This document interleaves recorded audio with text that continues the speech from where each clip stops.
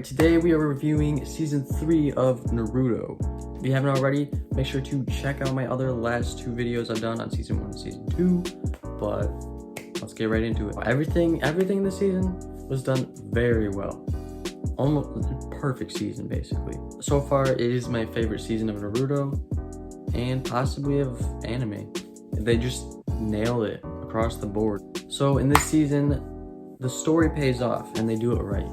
So we start off, we're off to the training for the final exam, and we follow Naruto, and he's learning this new jutsu. It's called Summoning Jutsu with our new trainer, which is Jiraiya. We also get to see our wounded characters from the last season, which is really cool. We see them in the hospital.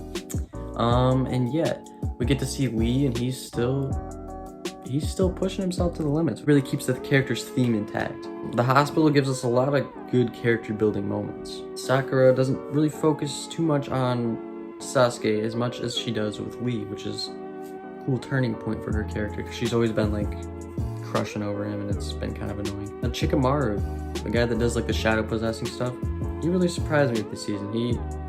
He's honestly one of my favorite characters now. They did his character really good through this season. And just all the characters, they find their place in the story and they grow on you. And we get to the big arena for the third trial, and this is where things start to kick off for this season. We get a lot of these cool fights between our people that are matched up together, but you can definitely tell that something is happening in the background. And eventually we get to Gaara versus Sasuke, and this is where everything kind of unfolds. The arena has been infiltrated by the Sand and Sound Ninja, and turns out Orochimaru is sitting right next to our third Hokage. The trials end, and we really focus on the main threat, which is the infiltration. We get a really cool battle. There's like multiple battles going on throughout the ending to the season, which is really cool. We get Orochimaru versus the third Hokage, and that's a really cool fight. It's basically student versus master. Sasuke eventually catches up to Gaara, but it turns out Gaara's got something up his sleeve. He's too powerful all of a sudden, and he basically turns into a sand demon. The third Hokage eventually gets to a point where he's like, you know what, screw it, I'm about to use this jutsu. He uses this thing, I think it's called the Reaper Jutsu. In order for this jutsu to work, he has to die. And then, pretty epic moment where Naruto swoops in and saves Sasuke. Really cool scene. And then we get one of the most, if not most epic battles in Naruto. This fight scene really blew me away. This had my jaw dropping. Naruto, he spawns like an army of clones and all that, and just like literally more than he's ever done before. And they focus on a really interesting theme throughout this season.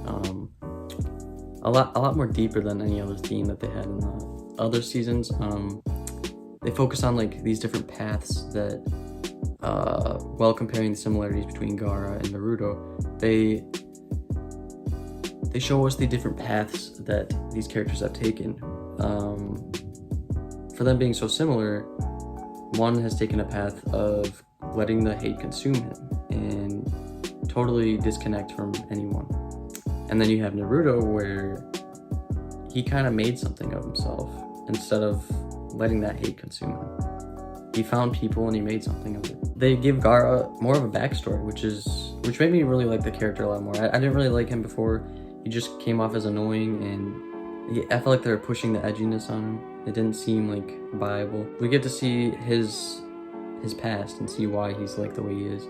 I think they did an alright job with that. Naruto, he uses that summoning jutsu that I learned in the beginning, and the giant frog dude just leaps in and saves the day. You can see that they're focusing on this idea of protecting those precious to you, and instead of leaving them in the dark, you know, like Gaara did with his friends. You really see our main trio of Sakura, Sasuke, and Naruto.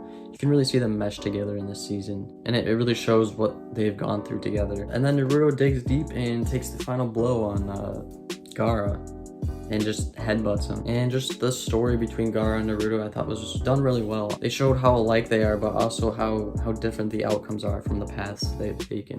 The third Hokage takes away Orochimaru's ability to use jutsu, so his arms are just useless. He can't make any hand signs. But while he has done this, he has a sword through his heart, and he dies. basically. He dies while making Orochimaru's ability to use Jutsu non-accessible. Really satisfying end to our third Hokage. And then at the funeral, you have Naruto asking that same question. Did he need to die? Did he deserve what he got? But this just shows that he's slowly learning what becoming a ninja means. Very impressive, very satisfying season of Naruto. There's just so much character development, and especially in the last few episodes, it's just really surprised me. Just everybody just coming together, even characters that you've only seen in like one scene. I'm going to give this season a 10 out of 10. It did exactly what it needed to do, while giving us a really impactful story and also giving us one of the most niftiest anime fights in history. Alright, that's all I got for you today. Make sure to like and subscribe, and I'll catch you guys later.